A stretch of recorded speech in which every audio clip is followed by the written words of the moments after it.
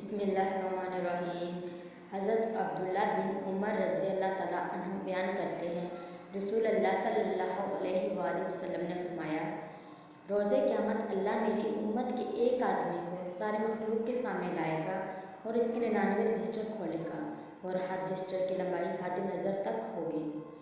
پھر اللہ تعالیٰ فرمائے گا، کیا تم ان میں سے کسی چیز کا انکار کرتے ہو کہ تم نے کی ہو، یا میرے لکھنے والوں نے حفاظت کرنے والوں نے تم پر کوئی ظلم کیا ہو؟ وہ عرض کرے گا، رب جی نہیں۔ اللہ فرمائے گا، کیا تیرے پاس کوئی عذر ہے؟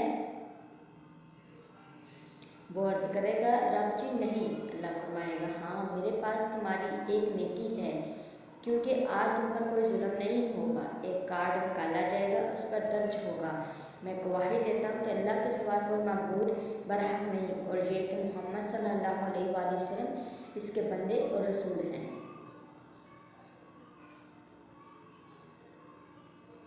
اللہ فرمائے گا، وزن پر حاضر ہو۔ وہ عرض کرے گا، رب جی ان رجسٹروں کے مقابلے میں اس ریکارڈ کی کیا حیثیت ہے؟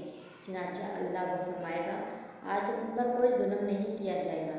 فرمایا، ایک پلڑے میں 2 دفاتر رکھے جائیں گے اور دوسرے پلڑے میں وہ ریکارڈ رکھا جائے گا۔ وہ دفاتر ہلکے پڑ جائیں گے اور وہ کارڈ بھاری ہو جائے گا۔ اللہ کے نام کے مقابلے میں کوئی چیز بھاری نہیں ہو سکتی۔ حضرت ابو ہریرہ رضی اللہ تعالیٰ عنہ بیان کرتے ہیں، رسول اللہ صلی اللہ علیہ وآلہ وسلم نے فرمایا، جو شخص جنت میں داخل ہوگا وہ خوشحال رہے گا، بدحال نہیں ہوگا، نہ تو اس کا لباس پرانا ہوگا اور نہ اس کی جوانی ختم ہوگی۔